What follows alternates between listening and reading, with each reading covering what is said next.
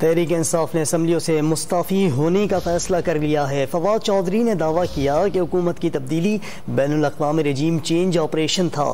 واضح کیا کہ تحریک انصاف نے اسمبلیوں سے مستعفی ہونے کا فیصلہ کر لیا ہے۔ فواد چودھری نے دعویٰ کیا کہ حکومت کی تبدیلی بین الاقوامی رجیم چینج آپریشن تھا۔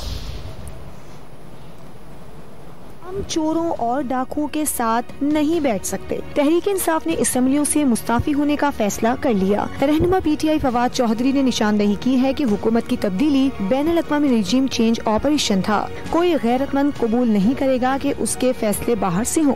یہ اس سے زیادہ توہین آمیز پاکستان کے لیے کیا بات ہوگی کہ ایک فورن امپورٹڈ حکومت، ایک فورن سلیکٹڈ حکومت پاکستان کے اوپر امپوز کر دی جائے اور شہباز شریف جیسے شخص کو اس کا سربراہ بنا دیا جائے۔ ہمیں اسمبلیوں سے مستعفی ہو جانا چاہیے۔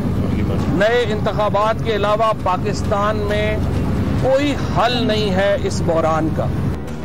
شیخ رشید نے کراچی سے توڑخم تک مہم چلانے اور پی ٹی آئی ارکان کے ساتھ مستعفی ہونے کا اعلان کیا۔ اس پہ کل فرد جرم لگنی تھی، چھوٹا ڈاکو اور بڑا ڈاکو، چھوٹا چور اور بڑا چور، جن پہ کل دونوں پہ فرد جرم لگنی تھی، ان کے ساتھ اس اسمبلی میں شریک نہیں ہو سکتے۔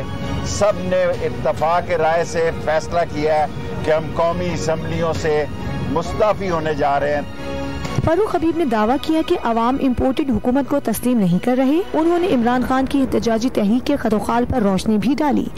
عمران خان صاحب وہ پشاور سے باقاعدہ طور کے اوپر عوامی موومنٹ کا جو ہے وہ آغاز کرنے جا رہے ہیں، اور ہماری طاقت پاکستان کی عوام ہے۔ عمران خان کی ساری جدوجہد پاکستان کی عوام کے لیے ہے، اور لوگ کسی صورت بھی اس امپورٹڈ حکومت کو ماننے کو جو ہے وہ تیار نہیں ہے۔ پی ٹی آئی رہنماؤں نے بیرونی سازش اور امپورٹڈ حکومت کے خلاف عوام سے تعاون کی اپیل بھی کی۔